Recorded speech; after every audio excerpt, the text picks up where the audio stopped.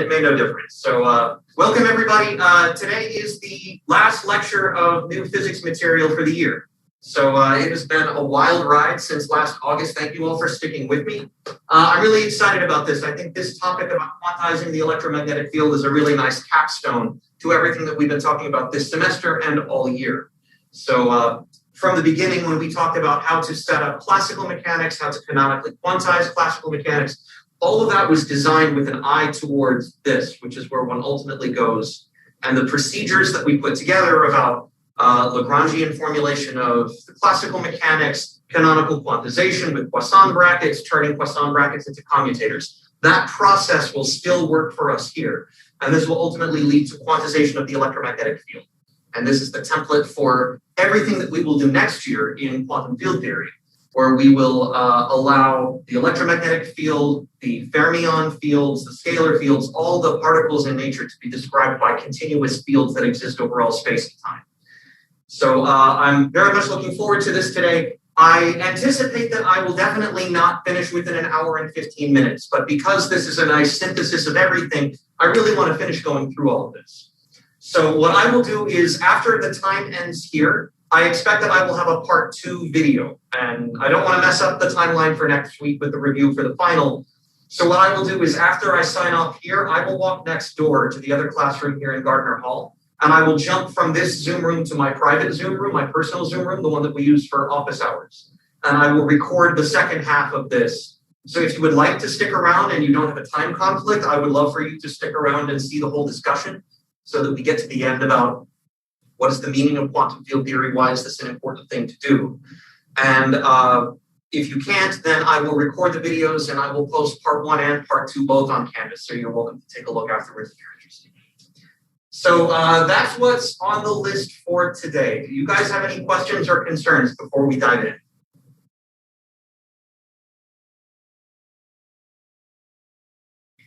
Okay, great. So if not, then let's remind ourselves about classical electromagnetism, because honestly, most of the work that we're going to be doing today to set us up for quantization is a treatment of the classical field theory in a way that makes it explicit how we will go about the quantization procedure.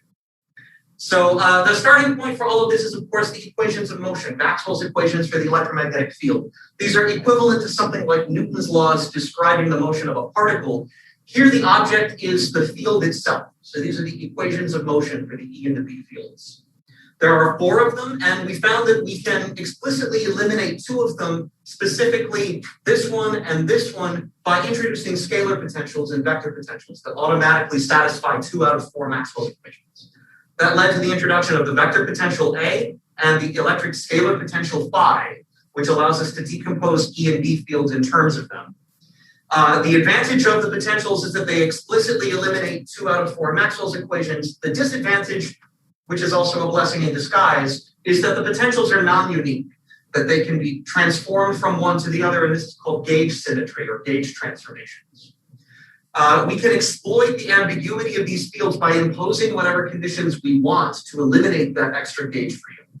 One convenient choice is referred to as Coulomb gauge. In Coulomb gauge, we set the static potential to 0, so that all of the dynamics is contained within the vector potential. And we choose the vector potential to have vanishing divergence. If I do both of these things, then one of the remaining Maxwell's equations is satisfied automatically. And what remains is just a single equation, which is the wave equation. So the virtue of Coulomb gauge is that the vector potential itself satisfies the wave equation. So you can see the wave dynamics directly at the level of the potential itself. We'll spend a lot of time talking about the energy and the momentum content of the electromagnetic field. Classically, these things are contained within the Poynting vector S, which is proportional to E cross B. This contains both the momentum density, I'm calling it little p. This is the density per unit volume. So this is just the Poynting vector divided by the speed of light squared. And then the energy density, U, energy per unit volume, is proportional to E squared plus B squared. And since for an electromagnetic wave, E squared and B squared are equal, this is just proportional to the magnitude of the Poynting vector as well. So let me say a few words about what we're going to try to do with all of this. So thus far for the entire year, we've been dealing with the quantum mechanics of a fixed number of particles, typically 1. quantum mechanics of a fixed number of particles.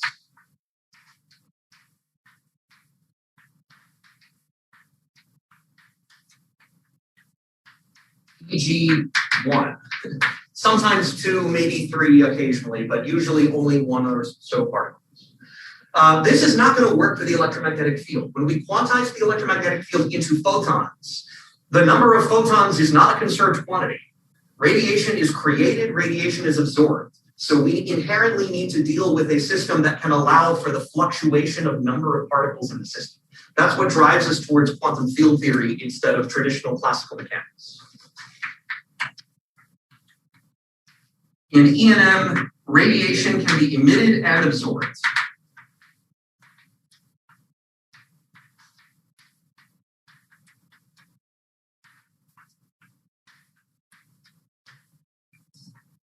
So this means photons will regularly be created and destroyed.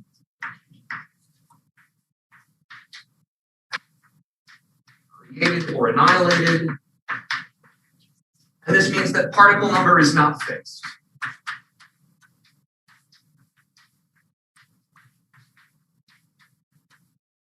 So this means that we need to deal with the quantum mechanics of essentially an infinite number of degrees of freedom. I need to have a framework that allows me to describe, do I have a 1 particle state, a 2 particle state, a 55,000 particle state, or an infinite number of particle state?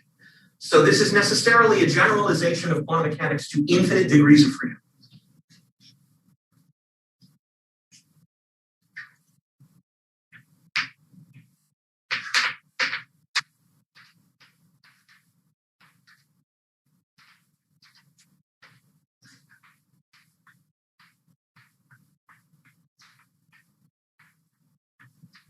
And the way that we go about this, or the way to think about this, is that the degree of freedom that we actually want to quantize is the electromagnetic field itself. So we'll have something like the vector potential A at position r and time t, and the scalar field phi at position r and time t. These are essentially independent variables for every point in space. So the fields themselves are the variables.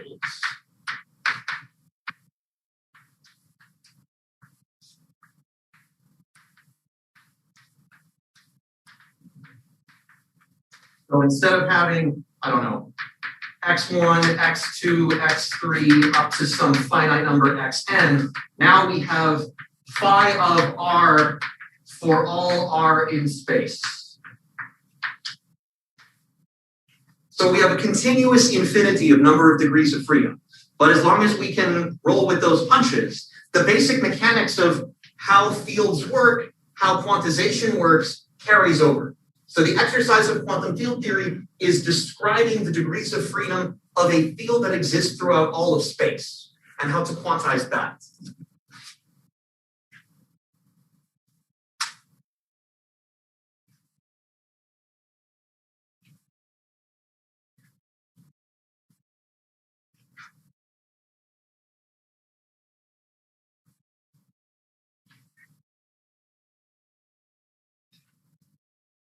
So one other thing about this is that this description of a dynamical quantity which is distributed throughout space has a lot in common with, say, the description of an elastic or spring-like medium distributed in some volume of space.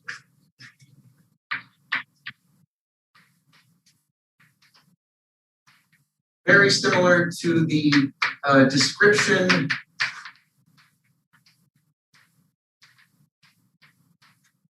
elastic medium in some region of space.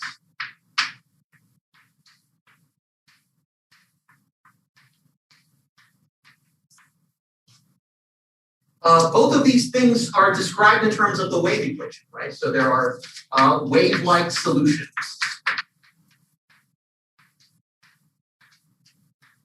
In the electromagnetic field, those waves are electromagnetic waves. They're photons. In a springy, elastic medium, those waves are actual vibrations of the solid itself. They would be called phonons in a quantum theory.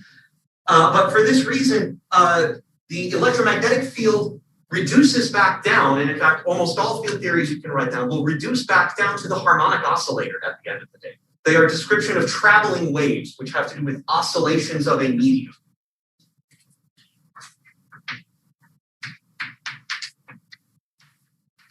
Oscillations, and therefore a harmonic oscillator.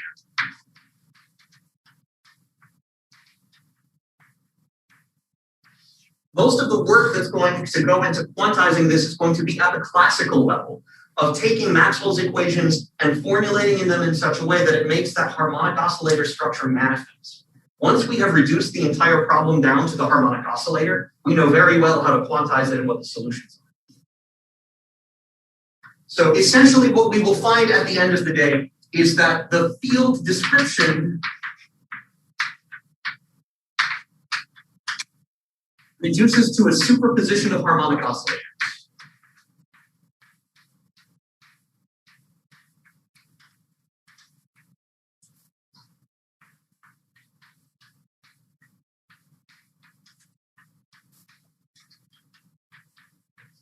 There will be one for each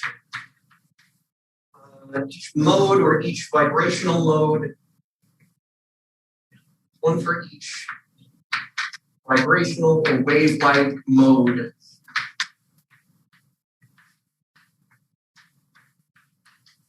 of the system. So what we will ultimately show is that the Hamiltonian describing the electromagnetic field before or after quantization can be written as a sum over polarizations, an integral over wave vectors or momentum, the energy of each excitation, which is h bar omega, and then a creation and annihilation operator. And this is, again, exactly the same thing as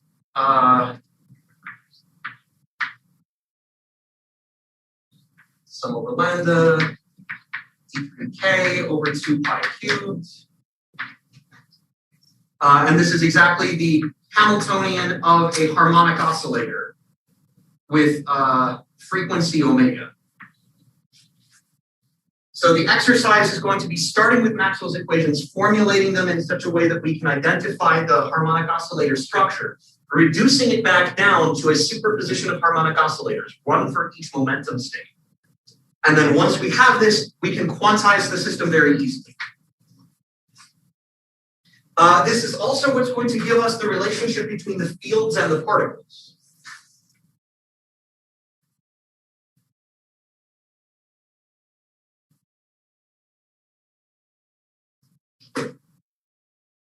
So from this point of view,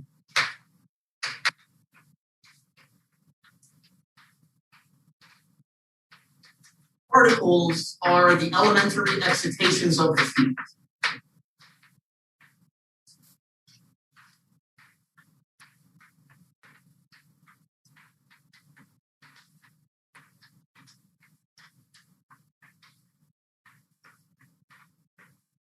So one particle would correspond to a traveling wave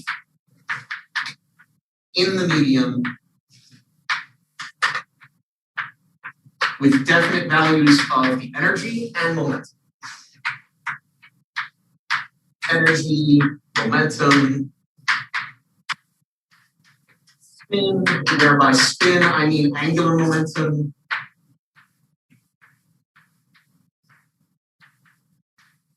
Etc. So at the end of the day, we will describe the field structure, we will identify the quantized excitations of the field, and that will describe individual photons. And in the same way, if you take other fields describing an actual elastic medium and you quantize their excitations, those will be phonons. Or if you create a field that describes pions or a field that describes electrons, then the elementary excitations will be the particles themselves. Okay. So the last thing that I want to mention before we start diving into the calculation is that quantum field theory, which is this whole setup, also goes by the name of second quantization.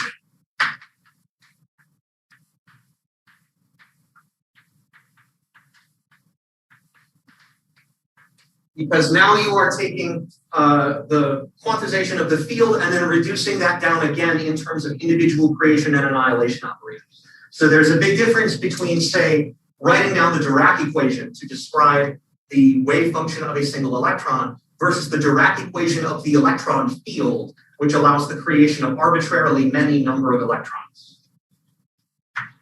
So CF Dirac equation for a single particle wave function.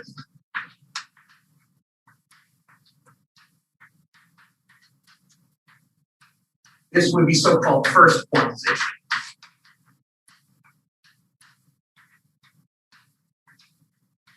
Versus Dirac equation for the electron field.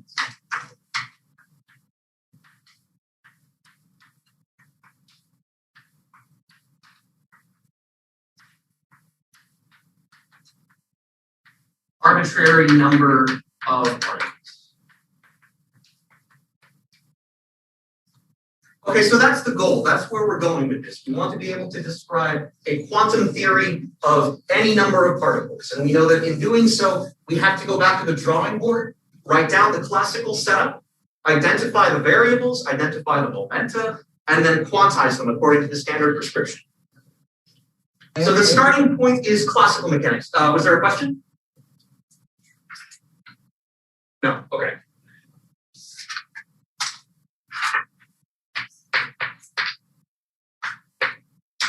Starting from the classical action.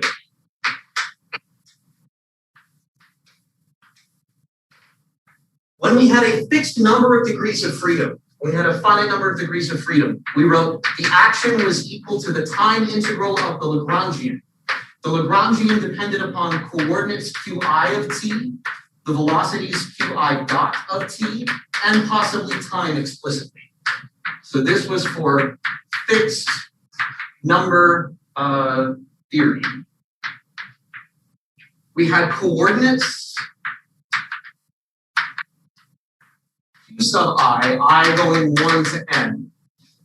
We had conjugate momenta. Ti was defined as the derivative of the Lagrangian with respect to qi dot. Now we're going to do something similar, except the degrees of freedom are going to be the field over all space and time.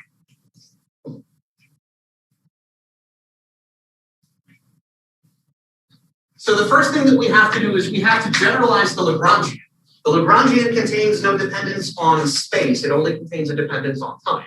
So instead of talking about the Lagrangian as a function of time, we need to talk about the Lagrangian density as a function of space and time. So this is an integral over time and an integral over space. We have a Lagrangian density that depends on the variable, which is the field. So I have, for instance, a scalar field phi, which depends on r and t. It depends on the derivatives of that field. There is a time-like derivative, just like before, phi dot of r and t. The Lagrangian density also contains gradients in space. So the Lagrangian density can also depend on the shear of the field, grad phi. And then in addition, it could potentially depend explicitly on the position in space and time, if you have things like properties of the elastic medium that vary inhomogeneously with space and time. So this is a generalization to a Lagrangian density.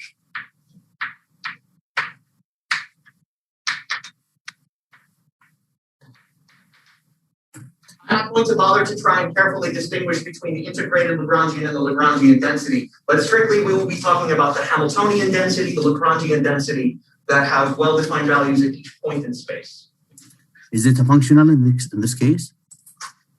The action is a functional, yes. So the action is a functional of the field phi of r and t, just like for fixed number mechanics, the action was a functional of the trajectory qi of t.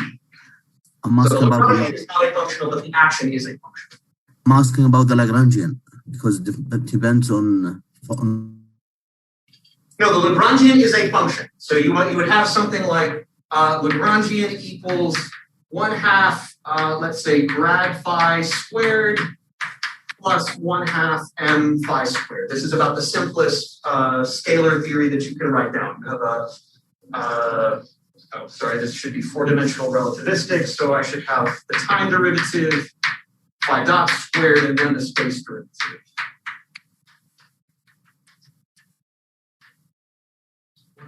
n squared phi squared there.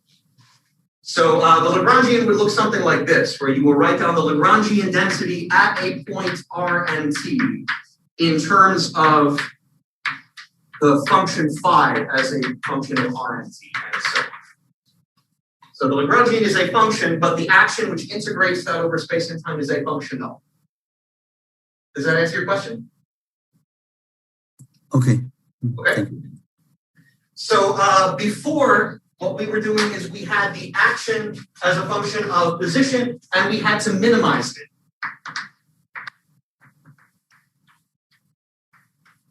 By varying that trajectory of t. Now we have to do the same exercise, but the minimization is more complicated because it is now a functional of something that depends on more variables. Minimize over all field configurations.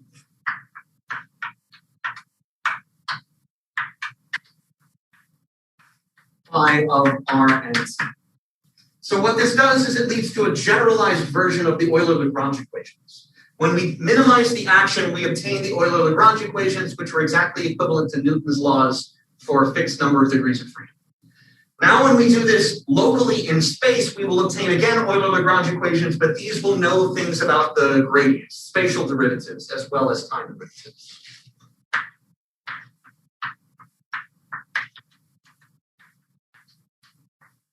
Generalization of the Euler-Lagrange equations.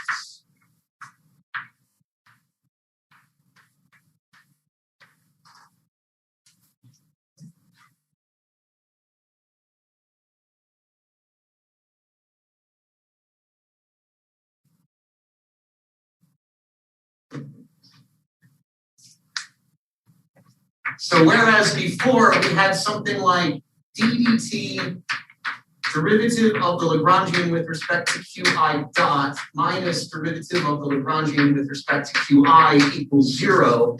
Now we will have a generalized version, which is, let's say, derivative with respect to coordinate I of the variation of the Lagrangian. Okay, there's both of these. So let me write the time one explicitly. How about d dt variation of the Lagrangian density with respect to phi dot?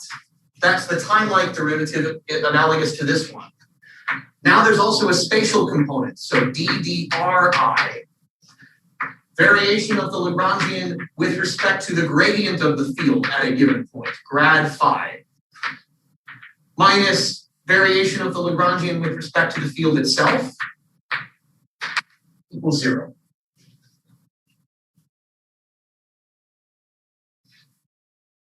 Yes. So this is the general setup for what the Lagrange equations look like for any field. If I'm thinking about the electromagnetic field, first I have to know what is the Lagrangian for the electromagnetic field. And then I can ask what are the equations of motion that come out of it.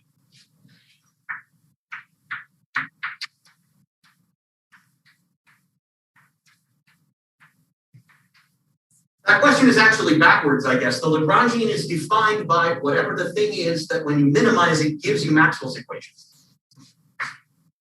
Must give Maxwell's equations.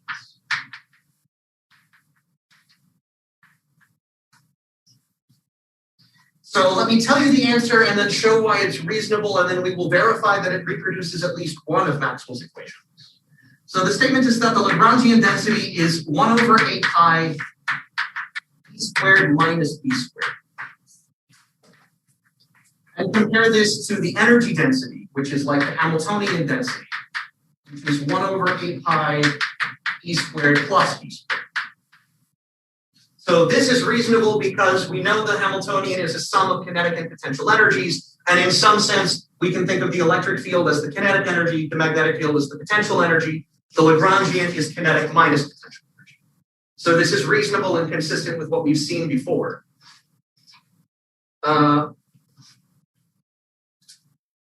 So let us verify explicitly that this reproduces Maxwell's equations, or at least Gauss's law. So if I plug in for the Lagrangian in terms of the potentials, which are elementary variables, The Lagrangian density is 1 over 8 pi. The electric field was minus grad phi minus 1 over c dA dt, which I'll write as A dot squared, minus curl of A. Curl of A squared. So let's consider the Euler-Lagrange equation. Consider the Euler-Lagrange equation for varying phi.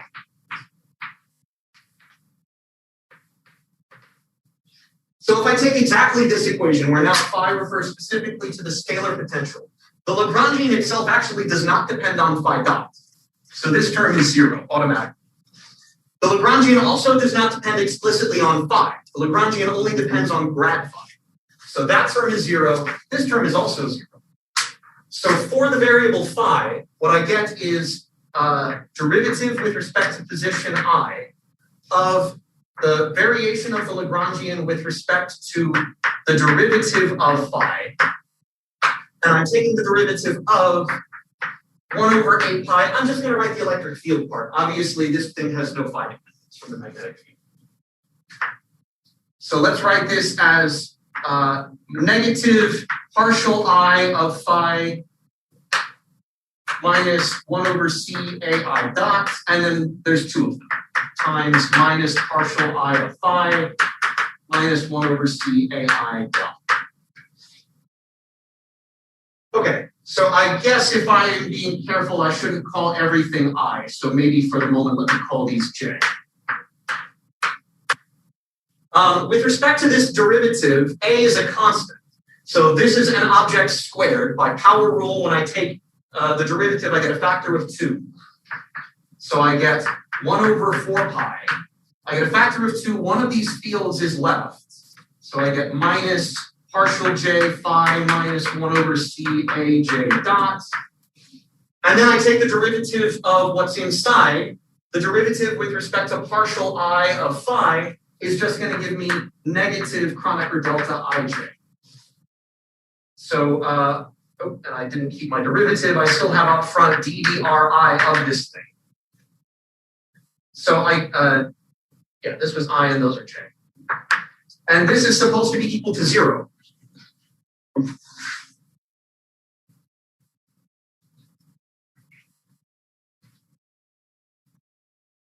So if you stare at it for a second, you'll realize that this is exactly Gauss's law. This object in parentheses is what we call the electric field in the first place. This is E sub j. So throwing away some constants that are proportional to 0, all we get is divergence of the electric field is equal to 0.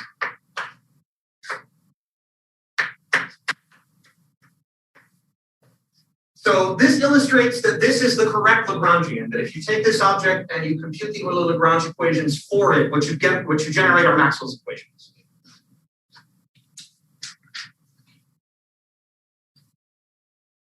Okay. In particular, the variation with respect to the scalar potential phi is what's going to give us Gauss's law. That's all well and good right now, but in a few minutes we're going to work in Coulomb gauge. And in Coulomb gauge, things get weird, because then I put phi equals 0. And then how the hell do I take a derivative of something that I already set to 0? So Gauss's law will show up in a non-trivial way when we work in Coulomb gauge.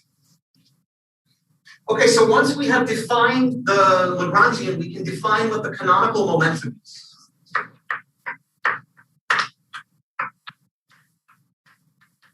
These are the canonical momenta conjugate to the fields themselves.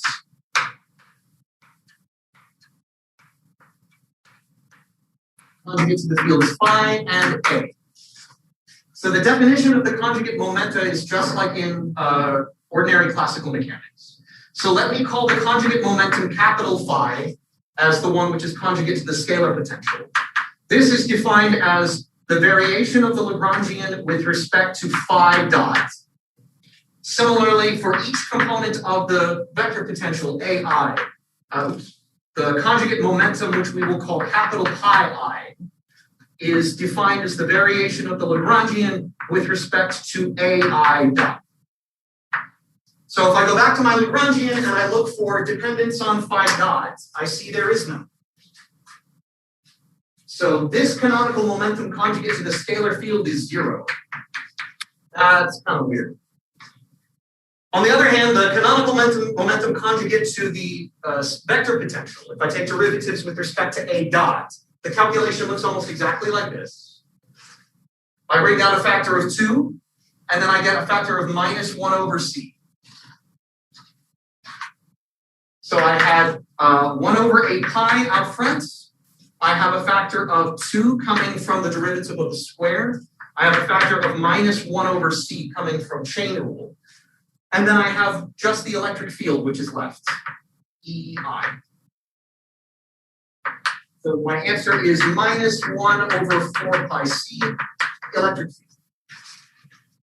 So this is kind of cute. If my variable is the vector potential, the associated momentum is the electric field. So my coordinate is A, and the momentum is proportional to E.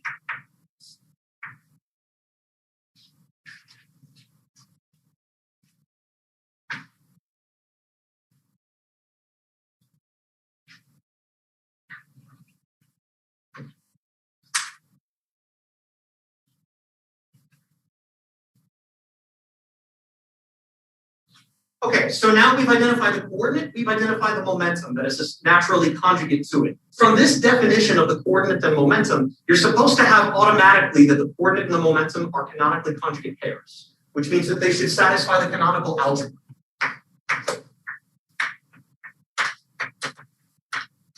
By definition, A and pi satisfy or should satisfy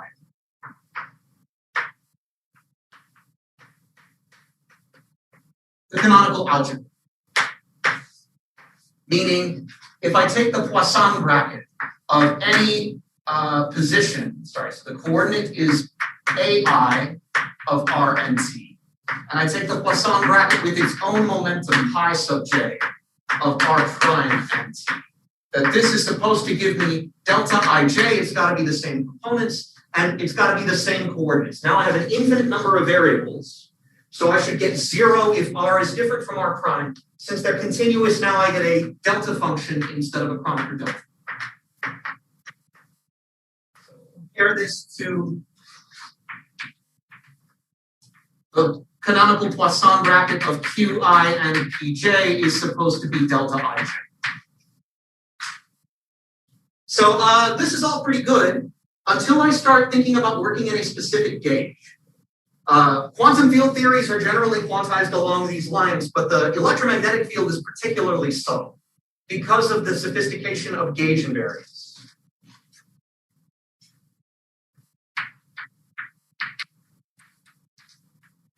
Subtleties of gauge invariance and gauge dependence.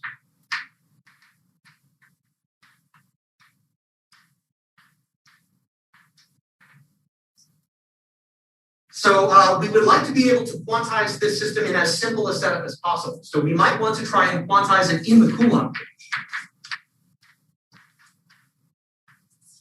In Coulomb gauge, we will set phi equals 0. That's a plus because I don't know what to do with this canonical momentum that doesn't exist. So if I work in Coulomb gauge with phi is equal to 0, this question never even shows up because we eliminate the electric potential from the beginning. We also have the gauge condition, divergence of the electric field is equal to 0. But the problem associated with Coulomb gauge is that now, how do I enforce Gauss's law? Gauss's law does not come about anymore in this gauge from minimizing with respect to phi, because phi is 0. Instead, Gauss's law in this gauge comes about as a result of the gauge condition itself. So if I calculate divergence of the electric field in Coulomb gauge, this is divergence of minus grad phi minus 1 over C dA dt. In Coulomb gauge, phi is equal to 0. And I can swap the order of the time derivative and the divergence. So I get minus 1 over c d dt of divergence of A. And because divergence of A is 0, I get Gauss's law back. So I want to emphasize that this gauge condition is equivalent to enforcing Gauss's law. If I don't require this, I have broken Maxwell's equations.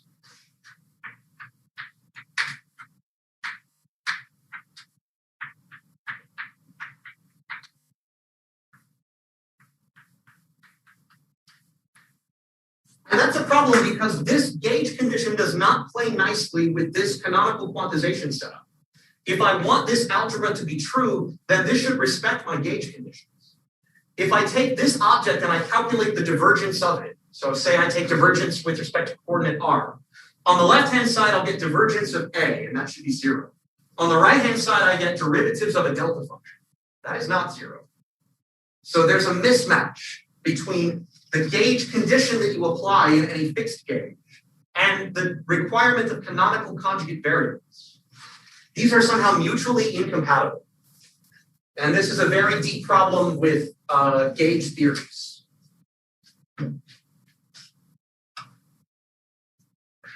So there's a fundamental mismatch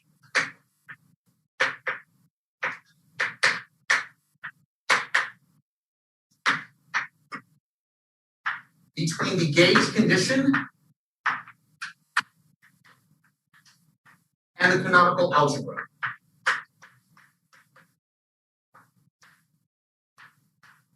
Namely, the canonical algebra does not respect a gauge condition.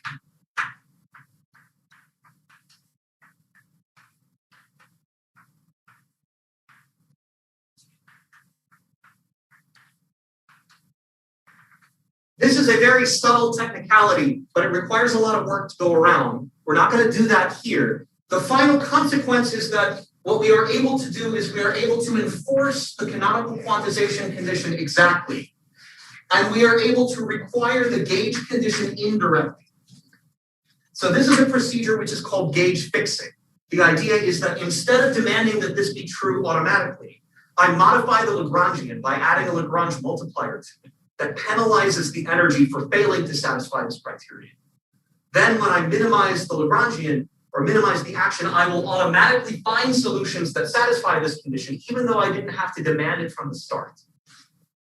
So this procedure is called gauge fixing. And it amounts to modifying the Lagrangian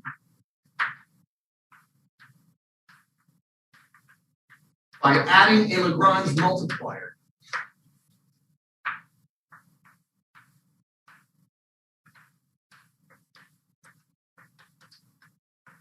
To indirectly enforce the gauge constraint.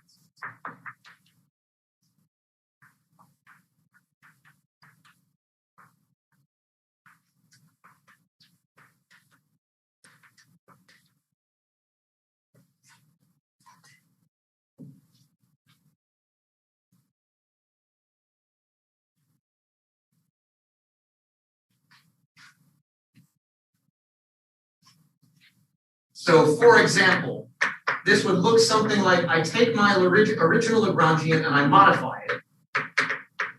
L modified equals L original minus, let's say, 1/2 lambda divergence of A squared.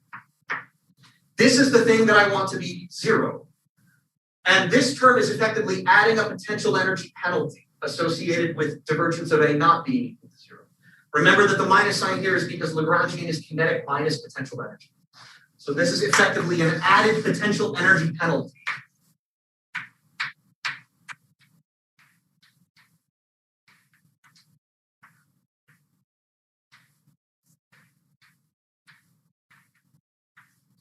For failing to satisfy the gauge condition.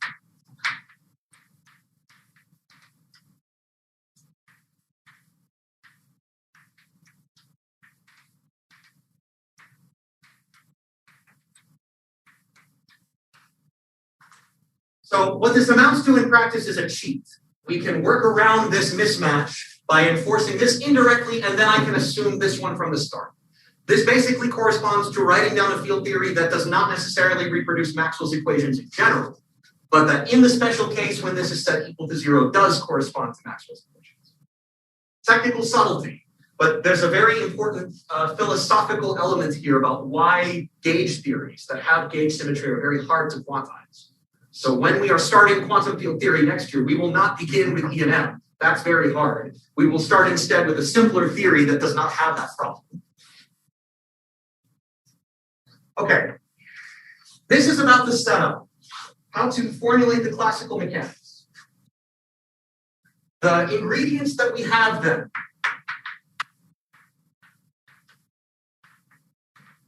are the coordinates A of R and T in Coulomb gauge, the conjugate momentum pi of R and T, which is nothing more than 1 over 4 pi C electric field of R and T. We have the canonical algebra, which tells us AI of R and T, Poisson bracket with pi j of R prime and T is equal to delta ij, delta 3 of R minus R prime. And we have indirectly the gauge condition, divergence of A equal to 0, which needs to be enforced by hand. It will come about automatically by solving the equations. But this is essentially a constraint equation.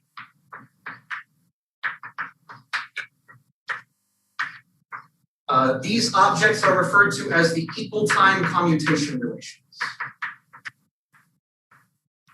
Here it's still a Poisson bracket, but when we quantize it, it will be a compensator.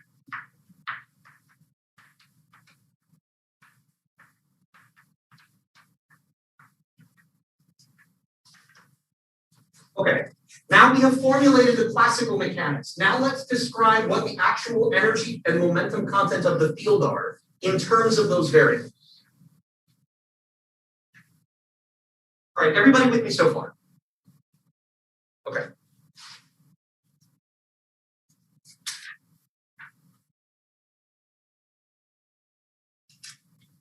So the first thing to note is that it's very advantageous to go to momentum space. We're not going to want to work with position space fields. We're going to want to Fourier transform them to identify their momentum modes. And part of that is because that will help us identify the harmonic oscillator structure of the theory.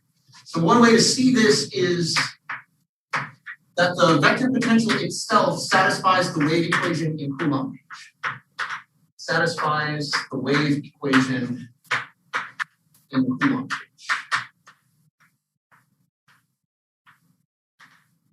So we saw that 1 over c squared d squared dt squared minus Laplacian acting on A of R and T was equal to 0.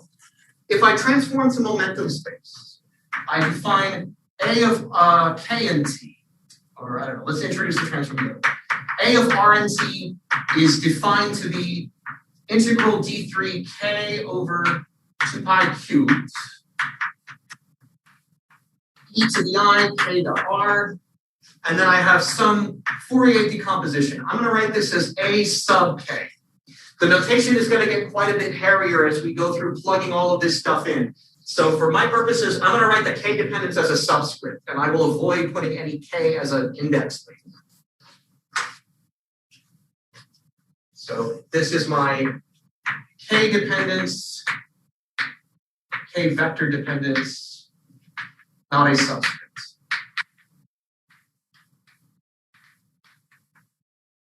So when I plug this decomposition into Fourier modes into the wave equation, the only thing that changes is that that derivative, the spatial derivative acting on R, brings down a factor of minus k. So the derivative in position space partial I gets mapped into I k sub I in momentum space. And so my wave equation in momentum space becomes 1 over c squared d squared dt squared plus k squared times ak is equal to 0.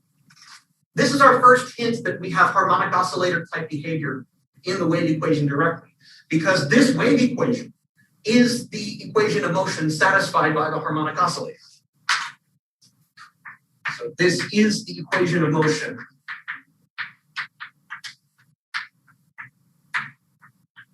of a harmonic oscillator. That doesn't mean that A itself is the coordinate, which is the harmonic oscillator variable. A is not the only thing that satisfies this equation. The conjugate momentum in Coulomb gauge is just proportional to A dot. Right? So I can also write this as,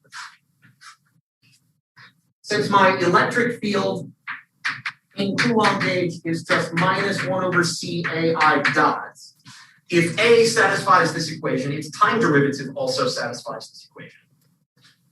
So not only does A have harmonic oscillator-like behavior, pi also has harmonic oscillator-like behavior. Pi sub k is also equal to 0. And any linear combination that I can make out of it. So the transformation to find the harmonic oscillator behavior is not obvious, because the thing which is actually the variable doing the harmonic oscillation is not A. It's also not pi. It's a very non-trivial combination of the two.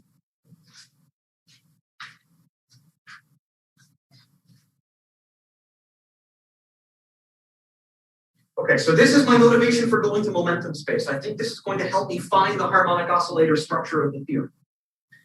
So let's do the transformation and write down the energy and momentum in terms of these momentum space modes.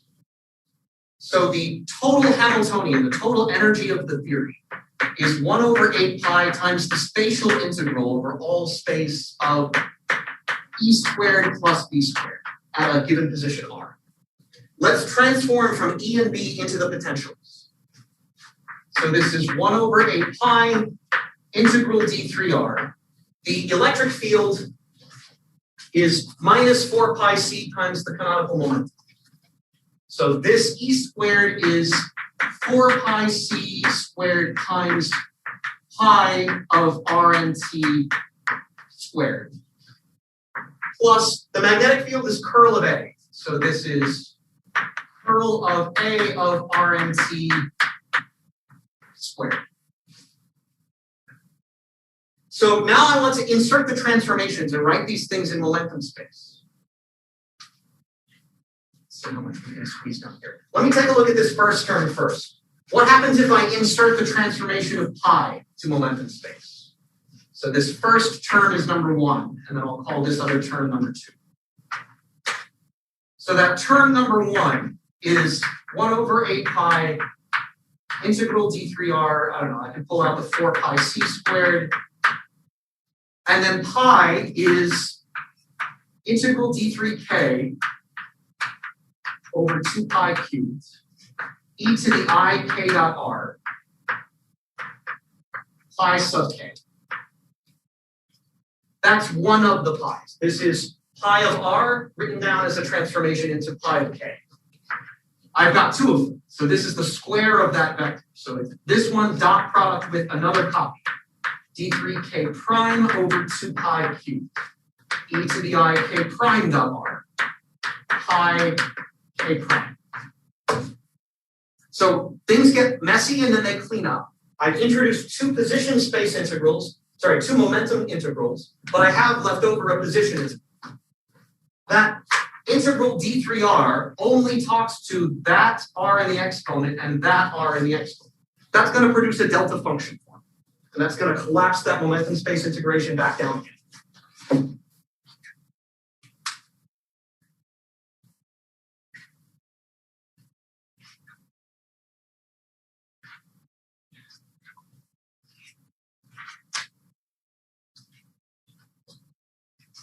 So what I get is that term 1 is 1 over 8 pi. I still have the 4 pi C squared sitting around. When I do that integration, integral D3R, e to the I k dot R, e to the I k prime dot R is going to give me a delta function of k plus k prime. So what I've got is integral D3R, e to the I k dot R, e to the I k prime dot R. And this is 2 pi cubed, 3-dimensional delta function of k plus k prime. That 2 pi cubed exactly kills this 2 pi cubed, and the delta function sets k prime equal to negative k. So when I unfold the Fourier transform, what I'm left with is a single momentum integral, d3k over 2 pi cubed. And now I have pi of k dot pi of negative k. This was not a minus sign, that was the foot of the pi. Now it's going to be a minus sign. So this is pi k dot product pi of negative k. This is that Fourier transform of the first case. The Fourier transform of the vector potential part is more complicated algebraically. For the sake of time, let me just jump to the answer, although all of the algebra is online. So if I insert this transformation, I get 1 over 8 pi, a single momentum integral d3k over 2 pi cubed. From the conjugate momentum part, the electric field, I have 4 pi c squared, pi of k dot pi of negative k. And then from the curl, I get 2 factors of the momentum k squared. So I get plus k squared vector potential A of k dot vector potential A of negative k. Similar exercise. And let me just simplify this a little bit. I'll pull out a factor of k squared. This is 1 over 8 pi integral d3k over 2 pi cubed. Actually, let me pull the 8 pi inside. d3k over 2 pi cubed. I have k squared divided by 8 pi, and k is omega over c. And so what I have left is 4 pi c over k, pi of k dot pi of negative k, plus a of k dot a of negative k.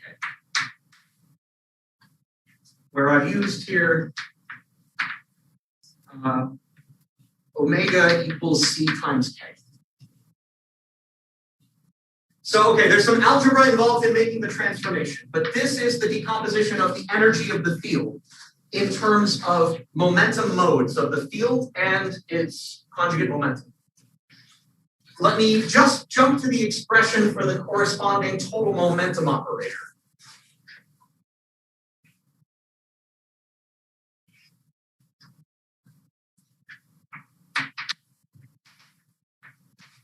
Similarly, the total momentum P is equal to, let me write it, P sub I is, what is it, 1 over 4 pi C? Yes. 4 pi C. Integral d3r will be the cross product of E with B. So this is epsilon IJL. I'm going to avoid using K to not get confused with my momentum space stuff. E sub J B sub L. And if I plug it all in and I do the transformation, what I get is Pi equals integral d3k over 2 pi cubed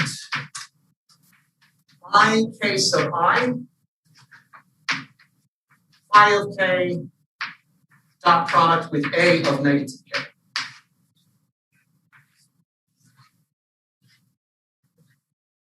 All right, so we have decomposed the energy and the momentum of the electromagnetic field in terms of the coordinate in momentum space, which displays harmonic oscillator-like behavior, and its conjugate momentum. If I'm thinking about this problem as being analogous to the harmonic oscillator, I have an idea of what to do. Remember when we wrote down the harmonic oscillator, we saw a structure that looked like this, something that was quadratic in the variable and its momentum. When we wrote for the harmonic oscillator, H harmonic oscillator is P squared over 2m plus 1/2 m omega squared Q squared. What we did was we factored this thing. We defined A and A dagger, or A and A star before we quantized. That makes this sum of squares look like a difference of squares with an imaginary argument. So we defined A was 1 over root 2m, let's see, I think it was the other way around. A was root m omega squared over 2h bar plus I 1 over root 2m h bar. What is m omega here? I think it's m omega h bar. This was Q and this was P.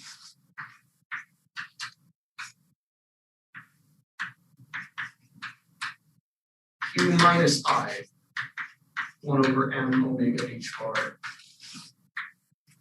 We define this to factor the Hamiltonian.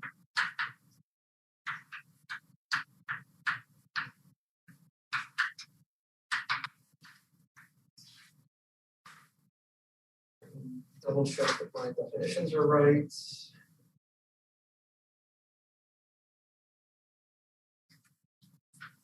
Omega h bar over 2 and omega over 2 h bar plus I over 2 omega. Okay, yes, good. So this idea of looking at something that is a sum of squares and trying to factor it algebraically into a product of something which is the first thing plus I times the second thing, that strategy will still work for us here. So my motivation now is to define a similar linear combination of A and pi so that I can write this thing as a difference of squares.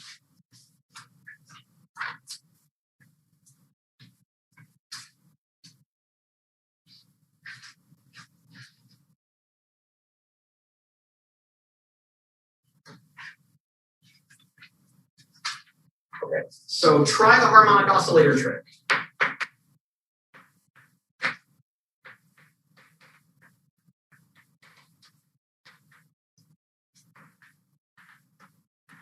Which is to try to factor the Hamiltonian. So what I will do is I will similarly define a vector A sub k, which is, I think I'm also going to try and absorb that prefactor in front.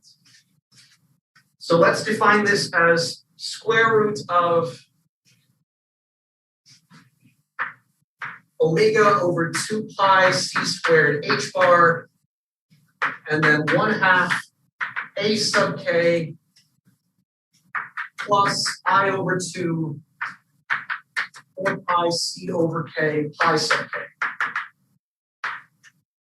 And similarly, I'll have A conjugate, which is root omega over 2 pi c squared h bar, 1/2 AK complex conjugate minus I over 2 4 pi c over k pi sub k complex conjugates. And there's one other thing that I can do to simplify this because I know how to complex conjugate the Fourier transform. So let me maybe just sketch it here in the corner.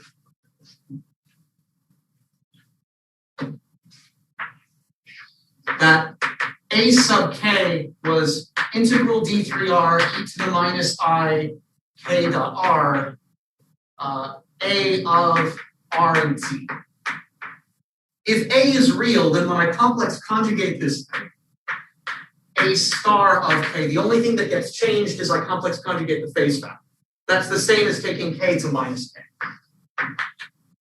So when I complex conjugate the things down there, all I'm doing is I'm taking k and turning it to minus k because the field itself is real. So I'm just going to replace this with A star or A of minus k and pi of minus k.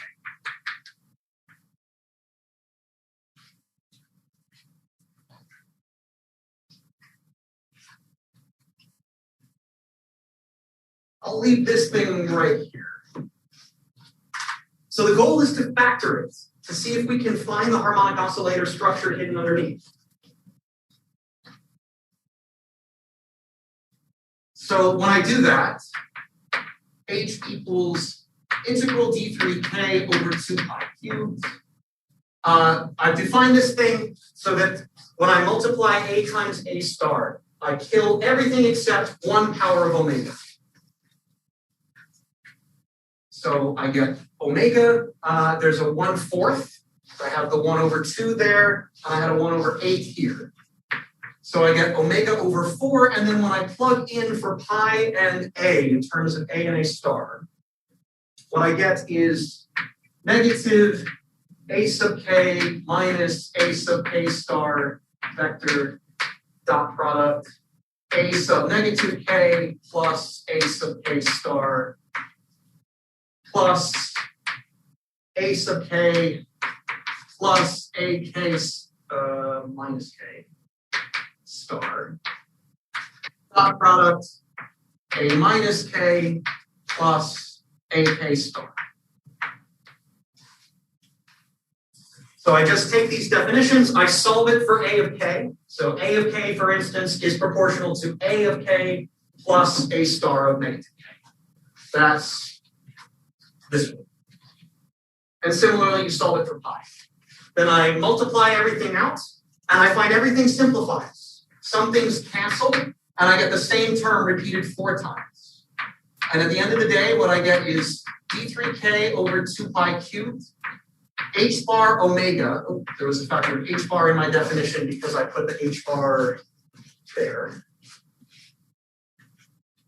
And what I'm left with is a sub k star dot a sub k.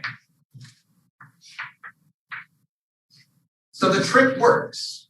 By defining objects that are differences of squares, we successfully factor this Hamiltonian into something that looks an awful lot like creation and annihilation operators.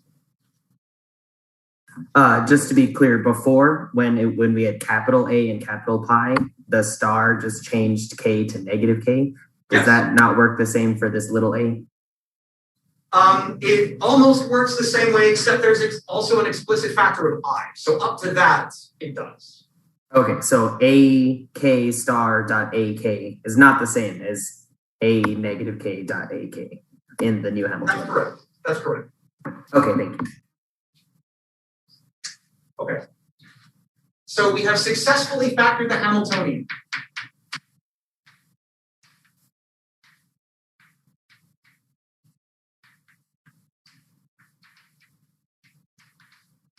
This form is very good for quantizing.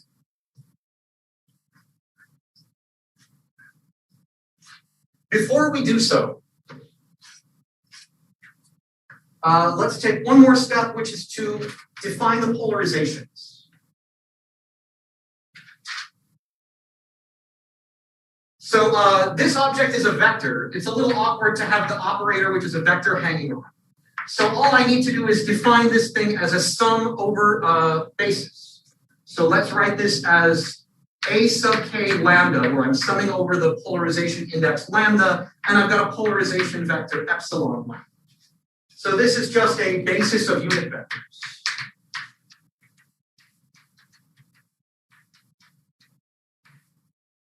Right now, those vectors can be anything I want, such as I, j, and k.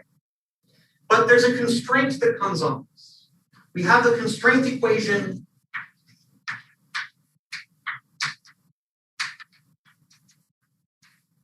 that told us divergence of the vector potential is equal to 0 in position space. When you Fourier transform this, this tells you that k dot a sub k is equal to 0. And since a sub k is written in terms of a and a star, this means k dot a sub k or a sub k star is equal to 0, little a. So I can't have all 3 components. This is a 3-dimensional vector. I can write it down in terms of any 3 linearly independent basis vectors. But one of them is 0. So the constraint equation, which, by the way, is not just an artifact of the gauge. Remember that this is equivalent to turning on Gauss's law. You can't not do it. The constraint equation tells us that the polarization of this object, the polarization of the field, has to be perpendicular to its momentum.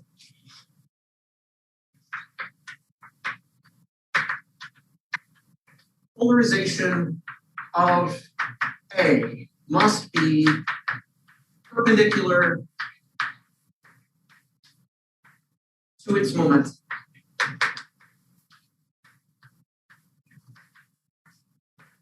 This is a really important conclusion about the structure of photons and what kind of spin they carry. We'll come back to that at the very end.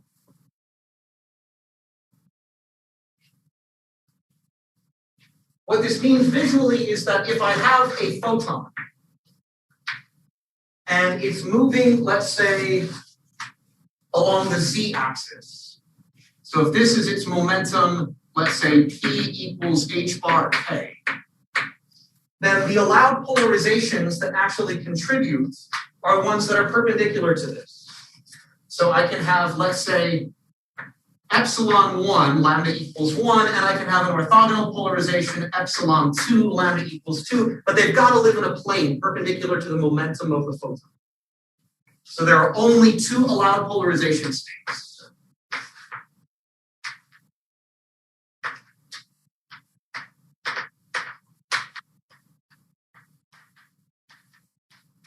So for our purposes, we can just imagine that the photon is moving along the z-axis, and then these basis vectors could be x and y. That's perfectly fine. So in terms of this basis expansion, that dot product just becomes a sum over components.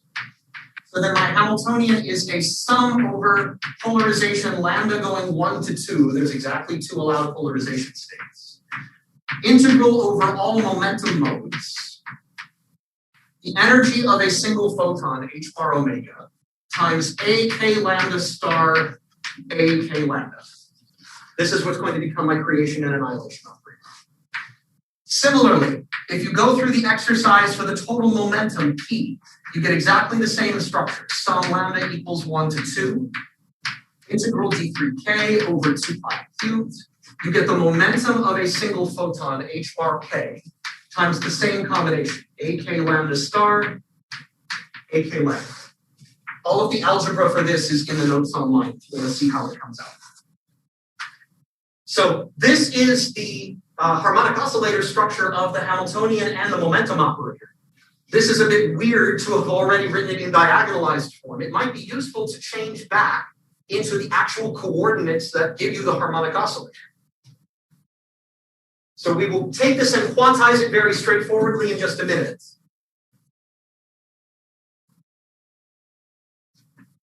So this makes the harmonic oscillator structure apparent.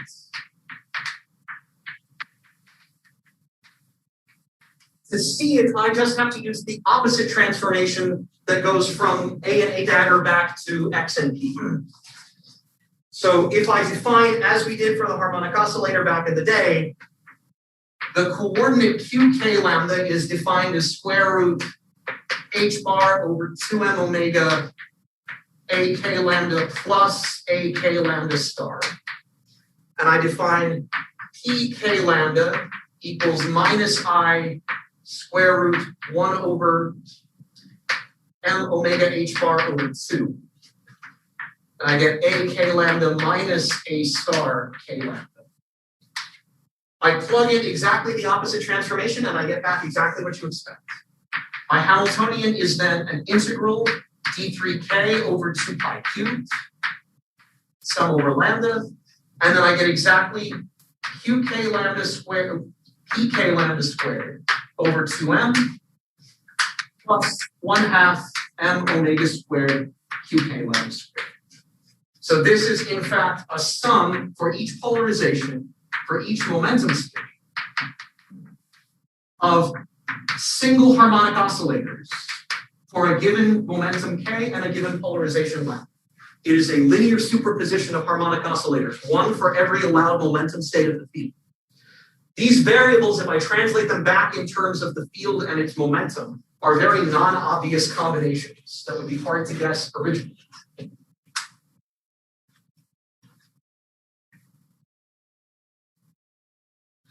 So it's not just as simple as, oh, the field A is the thing which is the harmonic oscillator. It's actually something like qk is equal to root h bar over 2m omega 1/2 ak plus a minus k plus I over 2 4 pi c over k I sub k minus pi negative k. So the harmonic oscillator structure is a little bit hidden. It's a combination of the fields at k and minus k, the momentum at k and minus k. But we saw that the field at any k satisfies the wave equation. So does its conjugate momentum. So this coordinate, which is just a mixing of all of those things, also satisfies the wave equation. It is a perfectly good harmonic oscillator object. Okay, I see I am out of time, so I think probably what I should do now is pause. This is a good breaking point. I am going to shift to probably the room next door, and I will continue recording on my personal Zoom room. This is totally optional. None of this stuff is going to be on the final. This is for your information only. But I want to carry this through to completion. Now that we have constructed very simple diagonalized operators already, it will be very straightforward to promote these guys to operators, enforce canonical quantization, and see what the implications are for the quantum field. Any questions so far? Will your taking in the other room, will that be part as well? Yes, I'm going to record that. That will be part 2 of this lecture. I will post everything on campus. So if you have the ability to stick around and you are interested in doing so, you are welcome to hang out. If you've got another commitment or you're just exhausted, that's fine. You can run off and do whatever you need to do. And if you want to catch up later, the video will be posted on campus. Okay, any other questions or concerns before we shift Zoom rooms? I think I just missed it in the picture at the top where you have the plane. What are the 2 vectors? So this is epsilon1 and epsilon2. It's just any choice of 2 linearly independent, preferably orthogonal vectors that are in that plane perpendicular to the momentum p. Okay, thank you. Sure. Okay, thank you, folks. Let's adjourn for a few minutes bathroom break and then reconvene. I will be next door and I will be next by my personal Zoom.